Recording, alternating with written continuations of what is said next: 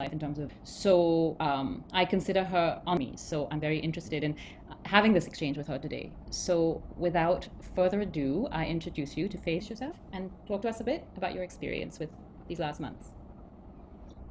Uh, should I give an explanation about the work that I do? Yeah. Yes. Okay, so the lucid body. The lucid body, I was a modern dancer for many years, and then I moved into the acting world. And then I sort of started to put something together, put came all together in this holistic physical process called the lucid body. Um, so equal parts acting training to self holistic process understanding self. So the work starts with, I use the chakra centers as diagnostic tools.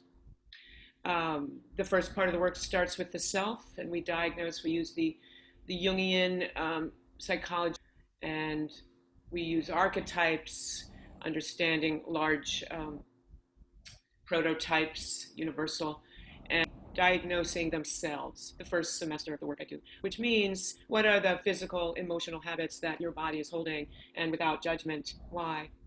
And we start to break down what could be habits that they just were created from the home, the culture they were raised in, and they start to see, oh, I'm very comfortable with my sense of confidence, but I don't let anyone see my insecurity. So as actors, in the name of acting, we want the versatility to play any character who has any given circumstance. So in the name of acting, it actually ends up being quite a good reason for the actors to look at parts of self that maybe they would like to indicate on the stage. They're indicating anger because they're scared of their own anger. And so in this work, the psychophysical work, they're actually looking at the biology. Oh, this is Charlotte. They're looking at the biology of the body.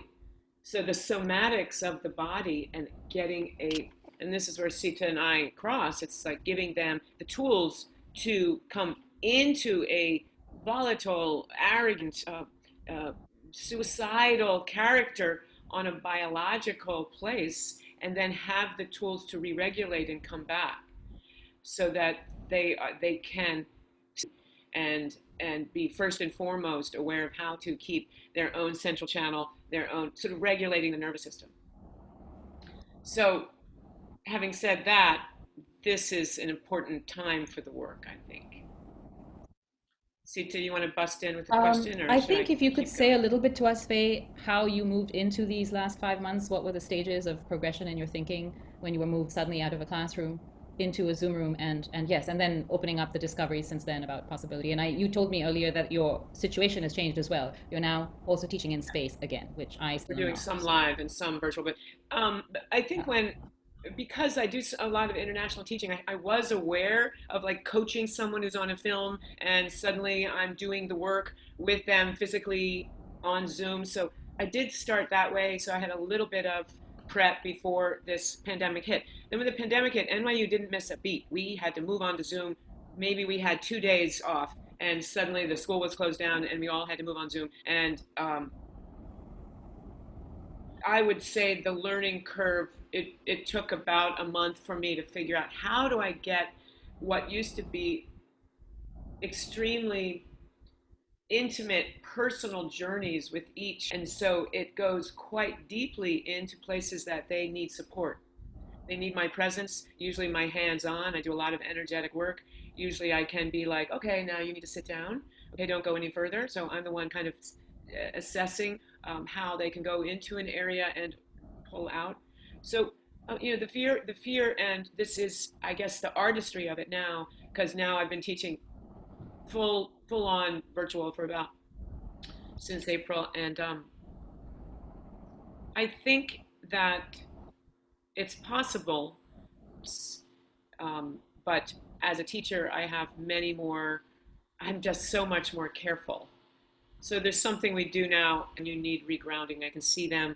I can sort of direct them if they don't have a wall to the hands. But um, I would say that I am more careful because, I mean, frankly, if someone really has a hard time with rage, I don't and have them hit a place where they feel out of control. So we'll move into a place, the whole room, and then we'll all move into a careful place. So the work has to be And one thing about the work that I do, it's called audible exhale, where everybody is usually connecting to what their body's experiencing. I'm trying to get people of, oh, I'm trying to make my teacher happy. I'm trying to do what she says. I'm trying to, and just drop into their own experience of that makes me feel uncomfortable, or that makes me feel competitive, or so they're listening to their body in a different way.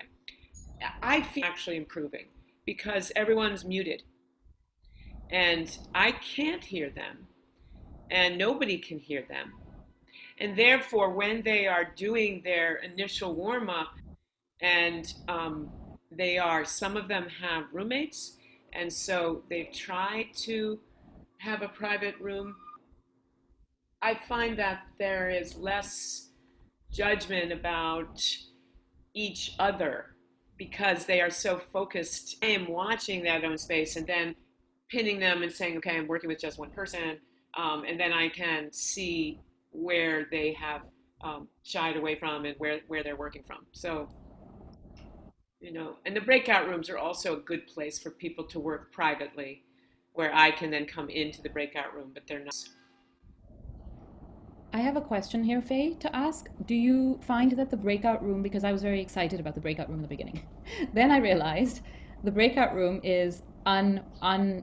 monitored by me, and therefore, any thoughts about that? No, I have the same pairs. Then I have them pin each other on the screen so they're still working together, muted. Let's say they're doing a blend exercise. They're muted so that, but I'm at least watching their attentiveness to each other at first. Then if they go into a breakout room, I am indeed not there. Then I give them, I use that thing that you can type in, okay, everybody, you're going to come back in 2 minutes, or everybody stop now, and you can instruct everyone in the Zoom rooms. But it is, and then they come back and show the work. They come back to the full room. But things that there's less specific teaching happening in the virtual room. That's definitely for sure. Less specificity, and I imagine also in terms of, well, I know you're working with first years right now, but you were not working with first years at the beginning of the pandemic. So you talked to me about doing intimacy work, which is something that's of interest to me. And I think we both found that people feel a little safer, and you mentioned that. So if we could open that part of your experience up a bit, that would be good. Yeah, it was interesting because I'm very involved in the guidelines to stage intimacy, and uh, a big advocate for that at NYU and in my own studio. And so I was wanted my second years to do intimacy scenes so we could then how to use consent and choreograph intimate scenes carefully. And then the pandemic hit, and I'm stuck with these intimacy scenes. So I asked them, "Do you want to keep going?" Everyone said yes. So what we ended up doing was, so they're pinning each other, so it's just the two of them. Still use the consent. Um, I my it's like so they would say, "I am putting my hands around your waist. Is that okay?" And the person would say, "No, that doesn't feel okay." So you're still asking the person to imagine what it would be like for their scene partner to be putting their arms, that the body's ability. This is a big part of the work I'm trying to get actors to have before they go out in the professional world. Actually, no, that doesn't feel right. I have enough sensitivity to say, you know, it, I don't know why, and I'm not going to judge why. I just can't have your arms around my waist, but you can put them around my shoulders. How does that feel? Okay, I'll do that. So at this line, I'm going to put my arms around your shoulders. Can I kiss your neck? Yes. I'm thinking about it. I'm imagining it. Yes. Um, Now I am going to push you away. Put my hands on your shoulder. I'm going to push you away. Can I do that? Yeah, you can. Give me a shove. Give me a shove. Okay, so saying their impulses. So if they're saying, I love you so much, I'm putting my arms around you. I can feel your arms around you, your arms. And now I'm saying my line. I'm kissing your neck. So they're almost like it's part of the script. And I found that the feedback I got from the students was that they could actually find where they were sensitive, because so many times in face to face, young people, they just want to be good actors and say yes to everything. And they actually don't take the time to recognize, oh, I actually do have some physical sensitivities and issues that in a space by myself, I can actually have time to feel. So shy or students that I felt were actually came more forward in this virtual space, and the scenes ended up being quite intimate. So that was a surprise. That's when I started warming to the virtual space. I thought, okay, there's some things that are actually Right. So this sort of takes us quite naturally into, the question that has come up in some of our talks and has not come up in some of our talks and been the elephant in the room, is that, well, so there are things that work better. There's a certain level of safety that we found helps some of our students in some ways. The audio off, experimenting with improvisation, physical or vocal. But is it, there's some people who seem to feel this is where the future is going, and others who feel this will never be a replacement for theater in a physical space, in a physical theater, in physical presence of each other. So, do you think that this is just another valid version of storytelling, or would you say this is just a good way to keep training going, and not a substitute in any way? am the kind of person that thinks this is what we have to do now. We're going to make the best of it, and the training continues. I mean, whether it's a year or two, we will be back in theater. I mean, if you look historically, the plague did last for a few years, but it does end. So to me, I feel like, how can we continue training if we don't have a whole generation of untrained people? Yes. So I am training people to get back in the theater live. It just so happens they'll probably be great film actors by the time we're through with them too, because they're doing so much with lighting and angles, and you want us to see how you're entering. It's all very filmic now, but the need for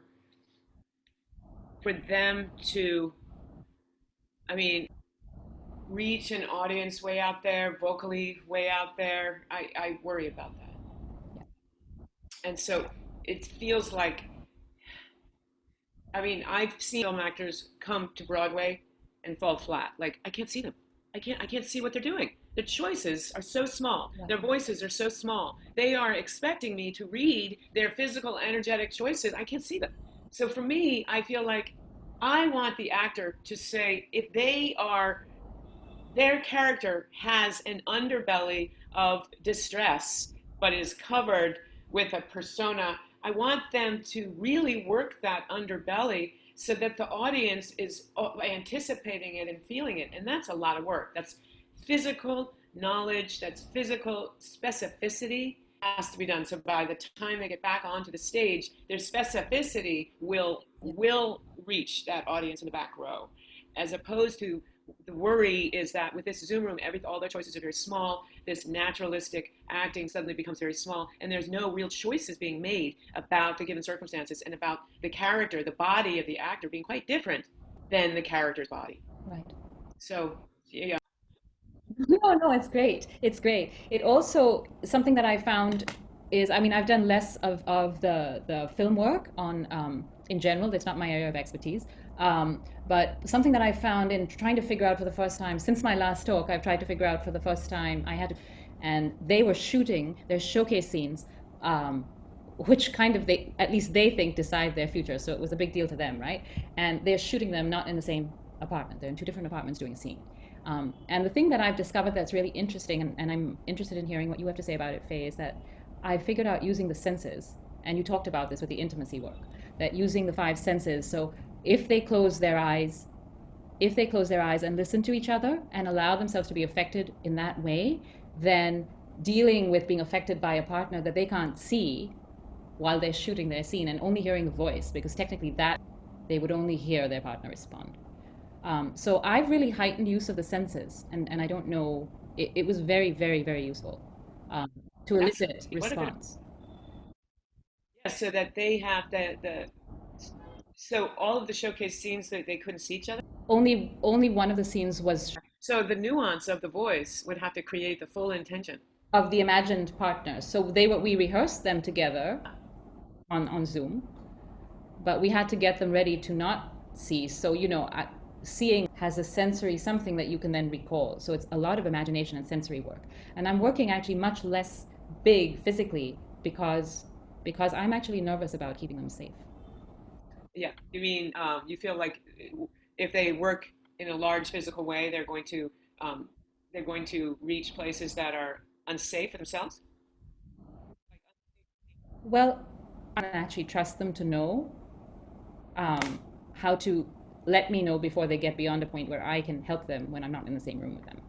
And that's happened a couple of times, which brings me to another question, which is something that what is our role, our duty as pedagogues right now? Because our students are not just being affected, as we said, by the pandemic, by coronavirus and being locked in. They have socioeconomic conditions. They're affected by Black Lives Matter. They're affected by violence around them. They're affected by their own situation where they sit in the racial picture, at least in North America. And I think this is getting a global thing about, even if it's not Black Lives Matter, it's everywhere. There's people coming out who've dealt with being suppressed for so long, and these voices are coming out. And the more pressure there is with health and politics around the world, it's getting more on um, it's coming out into people's consciousness more than it was, and it's affecting them. So students whose electricity gets turned off because of the fires in California. We have students who don't have financial support because of racial issues, because of socioeconomic issues. We have people who have families, members who've lost their lives with coronavirus, and we've got people affected by the violence, at least in North America. And I'm sitting in two worlds, right? Because I'm in India, and Jan and I were talking because there's a number of things going on here as well, which are just unthinkable with the climate change and how India was. So what's happening is when I see a student for a tutorial, which is the only place one-on-one where I take them into something private, where I can dig a little deeper and move them forward from what they are comfortable with so far. Um, I'm worried about what comes up. And the last three tutorials I had they felt more like therapy sessions to me. And as you said earlier, our work can go into a therapeutic place very quickly and quite effectively, but we're not therapists. And now we're not in the room with them. So I'm feeling really confused, actually. I'm trying to unpack what is my duty with these students. They've paid me for a graduate education in acting. They're in the middle of trauma. And we're still working together because we haven't all been given an opportunity to take a seat back. I mean, I have a couple different view places because I'm at NYU grad, where the students could have deferred, but they are there. They did decide to stay, so that's a decision. And then I have choose to take it, so they're not. It's not a program where it's like, oh, I'm stuck here. I really would like to take a seat back. They are they have chosen that, and in my world, I this Me Too and Black Lives Matter here is such an amazing revolution. I'm so excited about the fact people of less advantage who have been suppressed are now everyone's aware that their needs voice. So at NYU and in my own community, we're just having all constant seminars and talks how to break down white fragility, how to look at the systems in place that are built by white supremacists, how we can give BIPOC, people of color, voice. So for me, I've become like the How to Be an Anti-Racist by Ibram. Uh, what's his last name? Ibram. We can look it up. Someone help I'll me look it out. up for you. Racist changed it. Thanks, Edith. Kendi, thank you, Ibram. It really it changed me from being a white woman who is slightly defensive because I know I'm not a racist, but I don't, to um, of this racist society that I have to just work hard at knowing I'm going to make mistakes. So I start every class, every group of people I have, I say, look, I'm a white woman who I want this space to feel equal, and just to the screen and just say, tell me, call me in, we call it, instead of call me out, call me in, and say, that word that you just used is pushing my button. I prefer you not to say that word. And I'd say, thank you so much. Is there another word I can use? Do we need to meet after class? We try not to stop the whole class, and it is happening. People are stopping and saying, and it's happening with pronouns. Yeah. People want to be called they, people who perhaps look like a she, but they want to be called he. And I just say, I will do my best. Just stop me, correct me. Station, we've changed curriculums. I've keeping everyone's including more plays of color, more teachers of color. So to me, it feels so exciting because we're actually breaking through a system that has been blind, including myself. Because I would be the first person to say, I'm not a racist. But now I'm saying I am a product of this world, this racist America, especially now with our gone awry.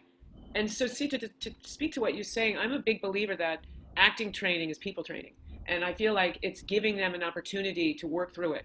And I don't believe that people should put their stuff at the door, that some old-fashioned theater, put your personal bags at the door and then walk in. Well, if I've just had a friend killed on the streets, I can't just walk in and put it at the door. I'm going to walk into class upset.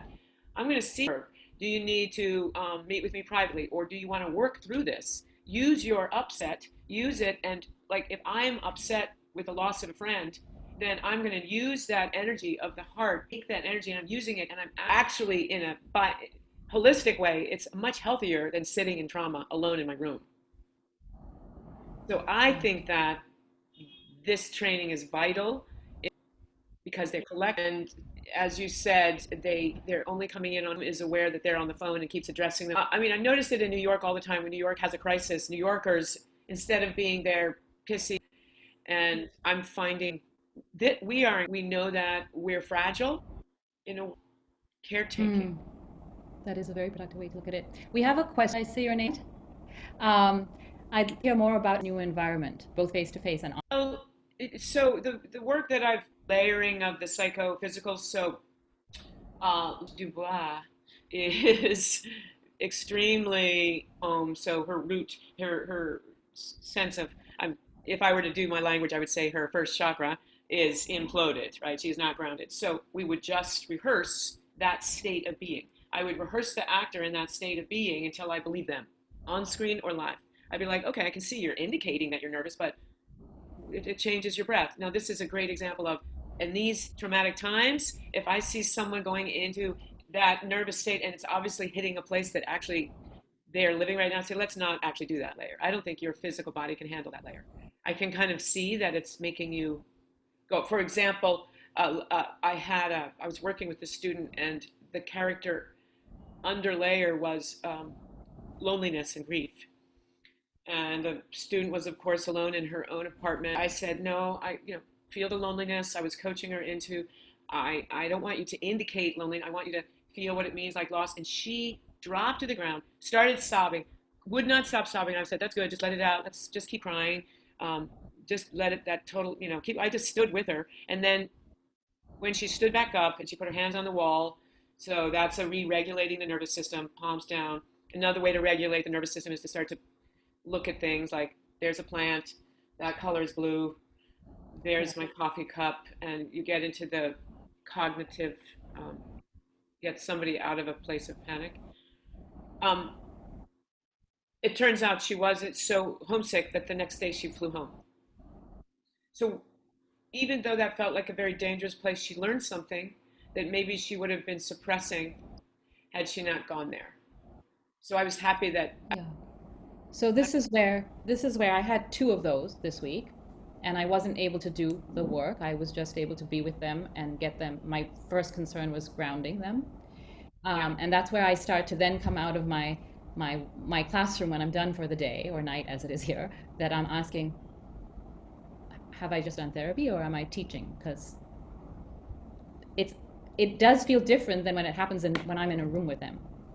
Because I can move it, I can track it faster, I can move it faster, and I can bring it back to the work. I'm just so worried that I'm far away and I can't see and sense everything as clearly that I just spend a lot more time, and then I'm like, well, but then is it okay? You just made a point. And Janice, I wrote this down because Janice Boone, is she here today? Jahan, is she? No. She said something lovely. She said, our work is about sharing the human condition. And, you hear this in theater, and I've heard it's about storytelling. We always say it's about storytelling. We say it's about telling stories of human experience. But when she said the word sharing human experience, the human condition, it made me feel like, well, there is value innately. And, as you know, I used to do healing work before I moved so strongly into teaching work. And I'm just always cautious about crossing back into a line that's not what they paid for. Mhm. I'm a big, and I don't think people are in agreement with me. I know this has been a place of discord, but I think if theater, by its very nature, is therapeutic. I mean, you can't ask an actor to go to all of these very extreme places and then walk out of the room like, oh, yeah, I just killed someone, or I just committed suicide, or I just, shamed my sons, or, unless you want acting to be something, that's archetypal that we're not embodying. So I feel it's my job to, and I'm agreeing with what you're saying. Uh-oh, is this therapy? I wouldn't worry about that. I think you have to trust your instinct to say, this person is falling apart a little bit. Let me see how I can get them back on track so that they can get back to their work.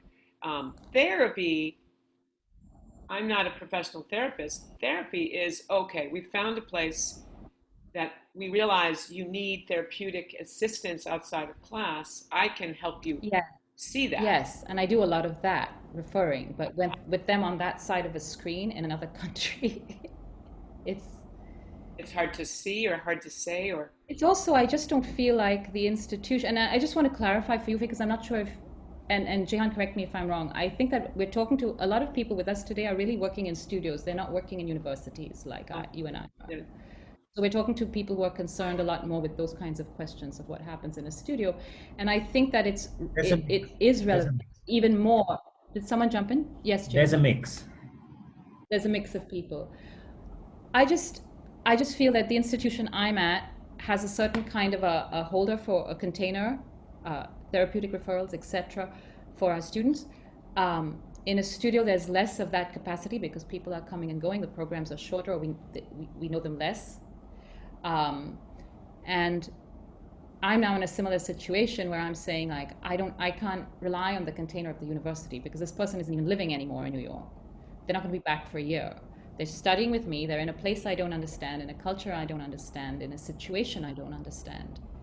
So that sense of responsibility.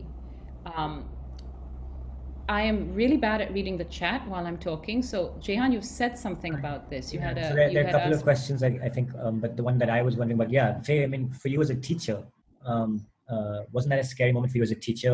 What if you couldn't have reached, you said I was in the room with them, but what if you couldn't have reached out across this mediated space? I mean, and what does that do to you as a teacher in that moment? Well, breaking into tier focus because it came about. So you're talking about the student who was sobbing. Is that Yes. absolutely scary moment? But whenever we're responsible for people, we don't have time to be scared. We have to just be like, okay, this is happening. Sure, she gets back on her feet. Somebody who is in, what I would worry, because to me, sobbing, crying feels healthy. What doesn't feel healthy is a kind of rage or panic where you see people going into a panic attack. When the energy starts to go up, they start to get into that parasympathetic alarm. So patting very softly, it's there. Where when I would normally have a room full of that kind of, I know. Here's an example. I was choreographing something, and I said, I can't remember if it was a choreographing for a production that was online, but I said, oh, I know, it was a class that was about creating your own work. And one of the parts of that is uh, I have them working with their eyes closed and imagining things and opening things up. And I said, um, someone's chasing you, you're running. And there were three African Americans in the class.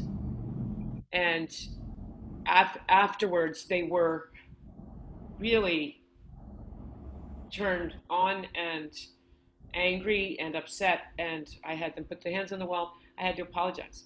I said, a lot of people, African Americans, they're being chased down on the streets, being shot on the streets. So, I feel obviously bad about that moment. So, in my prompts, everything, I just feel like I'm super vigilant, like in caretaking mode, so that I don't do things like that. I will say something I really appreciate from working with you all these years, Faye, is that, and this is unusual because I've never known this. I'm sharing this with everyone because I've never known you to back off an uncomfortable situation. You're fearless like that, and what you've taught me from that, which I'm now remembering because I haven't been around you for a while, is that we will make mistakes. We are going to make. I mean, this is a monumentally unprecedented situation we're in.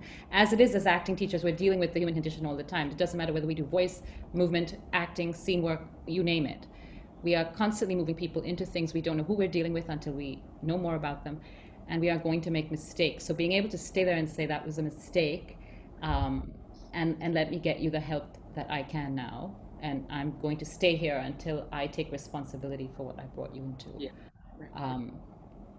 I just think that was worth. I wanted to name that and say I think it's been really worth mentioning it, and it's something that I have learned. And I guess I'm in fight and flight myself. In this situation, trying to teach what we teach, I'm grappling. I'm even asking myself the question of, should we be doing this right now? But it's got so much value. But then is that value therapeutic? And is it, so, that question goes around. I mean, sorry, go ahead. And then I want to open up the floor for people, anyone who wants to ask. I just want to say one thing. When something big happens, a murder, around the world, a massacre, a earthquake, whatever. What I have started doing, and I think this is new, is naming it at the top of the class and saying, okay, can we take a moment to honor this person? You can choose to be an observer today if it's too much, or we can just work with that energy. But it's sort of naming the thing, and I mean, I'm not naming it so that then the rest of the class is talking about it. I'm naming it so there's not this pink elephant in the room, that we're all aware that we're living in difficult times, and we just sort of name it and give it a moment, and then we move on to the work. And some people do choose to sit out. And I think that's the big thing about, should we be doing this? I think we should ask people, we should keep giving them advocacy to choose to sit out on days that they can handle it. Yeah. Okay. What was the question? And are there any other, does anyone want to speak or add to the conversation right now, or ask a question that So Edith had a question, and I think Amy had a question. See you, Edith. It's so lovely to see you too. Thank you for this conversation. It's so rich. I just wanted to ask Fay, if you've had prior physical, like direct in the studio experience with most of the people that you're working with virtually now, or do you have people who you're meeting for the first time virtually, and do you feel that there's your physical memory with them, does that affect the work that you're doing? I think that's a really good question. In my own studio work at the Lucid Body House, I definitely have been in virtual classes with people that I haven't met and may never meet. They're in Australia, they're in New Zealand, they're in Italy.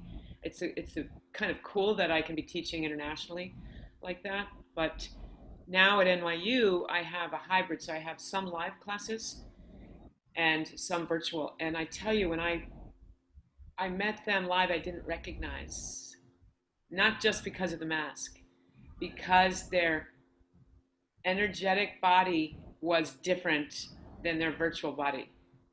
And it was like, whoa, so much more information. So yes, being even masks 6 feet, even being able to see and feel someone, then when I go back on the virtual, I feel like I have knowledge, physical knowledge, that I can then, as I'm reading them, will be more informed. I look forward to that charge, actually. I think that's so beautiful to come back to that when we're able to come back to that. It's very, thank you for that. Yeah. Well, hopefully NYU, we're being very, very careful. 4 people in a room, and but hopefully we won't be shut down. I know some of you have like opened and then gone back. Yeah. Some of you. Amy had a question. Amy. Was it answered early on? Thank you, Fay. Yeah, I mean, I feel that you've spoken so much about my question. Yeah. I mean, it's really about, you seem to be suggesting that psychic integration is really one of the qualities of those who are expressively talented. And I just... Amy, sorry, we're having some trouble hearing you. Can you maybe come a little closer? Or I don't know if that'll help. Can you hear me? No. I'm very far away. I'm in Australia. So. Well, that's working now. That's working now. Yeah. Can you say it again? Okay. Yeah, I'll shout at my computer. Yeah. So I feel that you've answered my question to a great degree, in the sense that you seem to be suggesting that psychic integration is really a quality of expressively talented people, which I think is a fascinating thing to consider. That, you know, it really, I mean, would you say more about that? I mean, do you think artists are in fact psychically better integrated people because of the work they've done on their lucid bodies? I mean, it's just a fascinating thing to contemplate. The artist in society as somebody who's actually just done more work than other people. I mean, yeah, I think that I've always felt blessed to be an artist in times like this, because we are psychically, intuitively trained to be more perceptive, but also that we are transformative. Our whole work is about transforming. And so there's a flexibility that I think allows for maybe greater sensitivity, but sensitivity and emotional expression is a healthy thing. The lack of emotional expression and the inflexible, like I can handle this kind of hero thing that goes on, is unhealthy for the body eventually. So I do think that if you're in an artistic pursuit, I keep doing this, I'm not sure why, it's something is more applicable to times where, I mean, every time I turn around, there's a new rule. There's a new thing at NYU, there's a new, now we can't do this, now we can't do that. And I'm like, okay, but at least we're still training actors. So it feels like I always want to see it as something we're doing despite the times, and to get to the It makes me wonder if you could train writers too, because the actors have to write the scripts, and if the scripts aren't as integrated as the actors are, that's... Well, I do work with writers. I did work with writers and directors in Mexico. I mean, I wasn't in Mexico, but the complexity of character, and start to write that in once they felt it on their body. So, yeah, good call. I would put in one thing to this comment about psychically integrated actors, though. I think it depends, Amy, in my opinion, it depends on what the physical training has been. Because I've come across actors, trained actors, even working actors who are very competent, that are not psychically integrated, and it has a lot to do with what their physical training is. And I don't know enough to say this. I've been thinking about it for a while. I think it's becoming possibly, and anyone here who knows more can say, I think it's becoming a kind of a North American actor training trend to work the way, I mean, I first came across it with Fay, and then, you know, found my way from there, to work with who the person actually is and really access that personally, the instrument, and figure out a safe way to do that. Because I know there's a lot of classical training that doesn't work that way. You know, what I call pricking the soft center of the heart. And they do that because they consider that being the safe way to work. So I think there's these kind of two ways of thinking that are pervasive now in physical actor training, and I don't know that they both go towards integration. I think this way of considering yourself personally and involving that in your training in a useful way, as Fay has so eloquently put it, I think that would end up with more psychic integration, but it would depend on how you were trained, I think. That's my thought on it. Yeah, I think that's well put, Sita.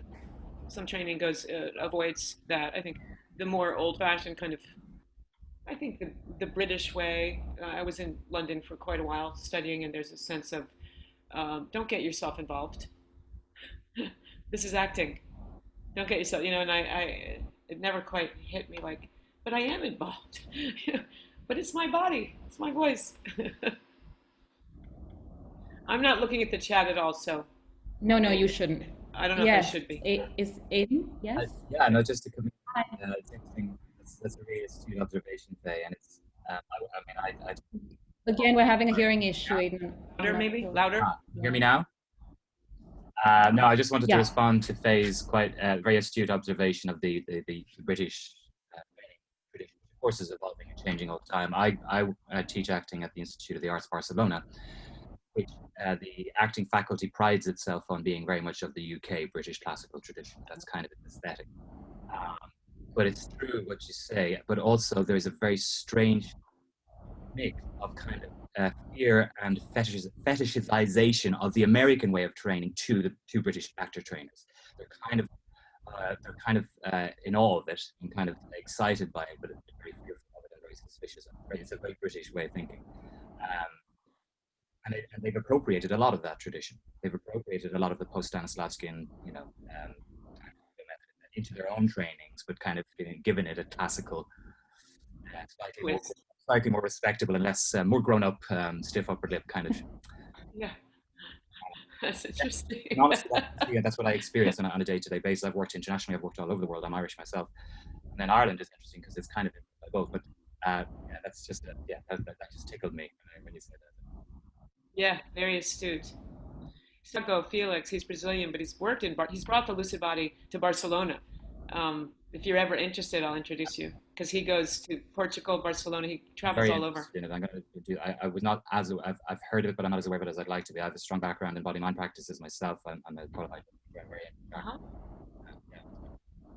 Jehan, did you have a question, or were you just marking time? No. So we've got 15 minutes, and then we should have a hard stop. But it's nice, and if you guys want to just get off mic and have to Sita, you kind of questioned about whether you've struggled with a few questions about whether you want to sort of go on right now. What is the purpose of what we're doing right now? And I just wanted to know like further investigate that question, what Fay's thoughts are about it, and how has anybody else in the room felt about the need to move on right now versus. And this is also something that Amy and I spoke about earlier, which is there's this idea of like people who have to go on and people who choose to go on, and the tension inherent in those moments. And so if you are going on for whatever, what are your reasons right now, and what's making you continue in training at this point in time, or in working with students at this point in time? So if anyone, I mean, Fay, I'd love to hear what makes you go on, but you kind of said it at the beginning, but if anything else, otherwise anybody else has also to share. It's my job. I need a paycheck. I'm very, very happy that NYU has continued because a lot of people are without work, so I feel grateful for that. But I think. Oh, hi. Yes, I'm from Australia. I'm a freelancer and I'm a postgrad student as well at Monash University. And I was just really interested in your hand on the wall technique that you give, exercises that you do. And I was wondering if there was anything else that you used with your students, because what I really loved about it was that it gives them something to go back to if they're working alone. They know that they can put their hand on the wall, and I'm really interested in those sorts of techniques themselves, or when they go off into the profession and are in an environment where they don't have maybe a director or someone who's with them to kind of guide them, who cares for them in the same way that obviously we all care for our students, but sometimes as an actor you feel techniques that you had that you could share with us. I mean, that's going away from Jihan's question, but I think the hands on the wall. I mean, there's all sorts of, Sita knows them too, where you put a thumb in the center, and then a thumb in the center. There's also this, where you are crossing and breathing. Basically, sorry, go ahead. And then I don't know if it helps, but the basic ideology behind it, however you come up with it, is the nervous system will come out of fight and flight if it feels solid ground. Or closing the front body. So these things that Fay did are they close the front body, which is in the lower brain makes the body feel safe. The way it was covered, the soft body was covered when we were on all fours many eons ago. So that makes you feel safe. Or anything solid. So hand on the wall. I use sit bones on a hard seat, feet on the ground. Feel the feet on the ground. Feel the ground under you, or lie down on the ground and curl around so the front body is closed. All these things will move the system out of fight and flight. And very important, what Fay said, is stay cognizant to stay present, to see what's around you. So anything you come up with that has that logic of solid ground under the body and closing the front and staying cognizant will get the system out of fight and flight.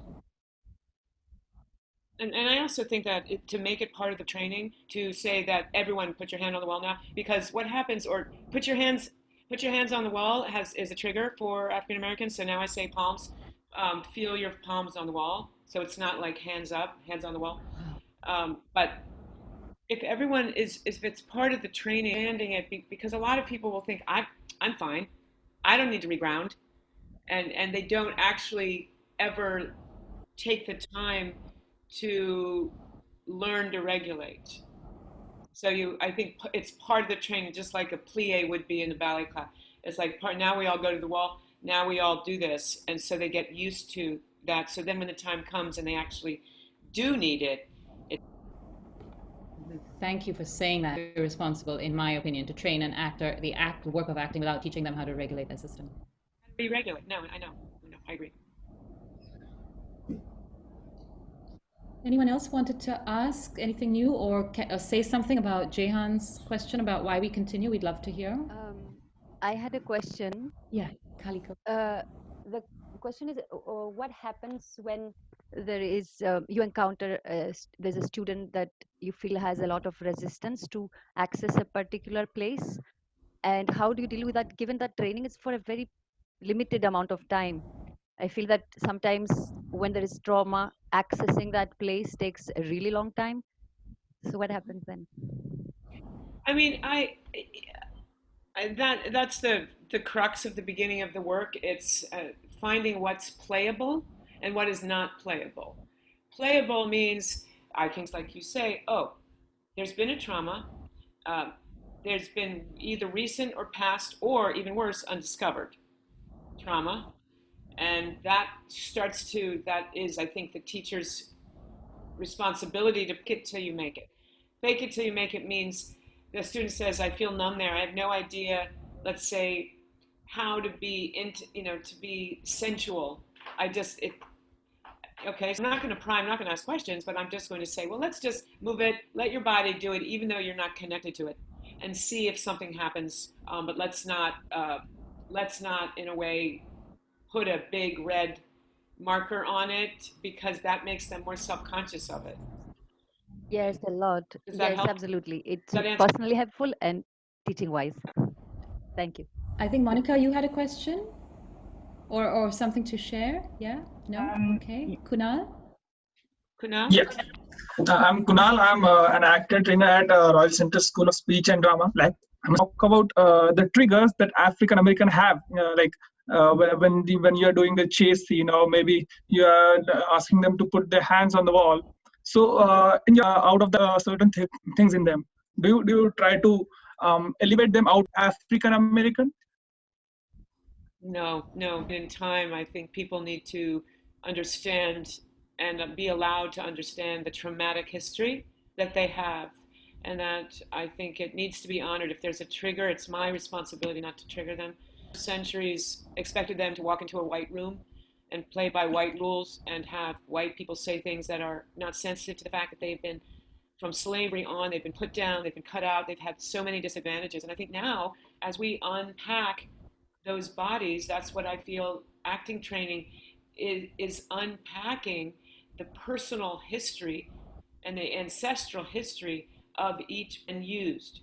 So if we, for example, are doing a play and the N word is in the play, we have to say, I would say, okay, this character has to say this word. And we know that this is an insulting word, but we're just bringing it in, where our awareness is then allowing us to continue with that play. If we were not, if we didn't, there's a sense of we're not honoring the fact that this is extremely sensitive material. But like, it's not bringing the community out of the suffering, right? Like the American, the students that you work with, what I think is they should be brought out of suffering when you are practicing active training, and there's a suffering with that identity. So they should retain that identity. They should feel honored about their identity, but at the same time, the suffering should go. And when this trigger comes, I think it's a part of suffering. So I think you're right, and by transforming and playing other characters, I do think there's then a sense of relief from that. And certainly by me not triggering them, by saying, being more mindful of what comes out of my mouth so that they're not in pain.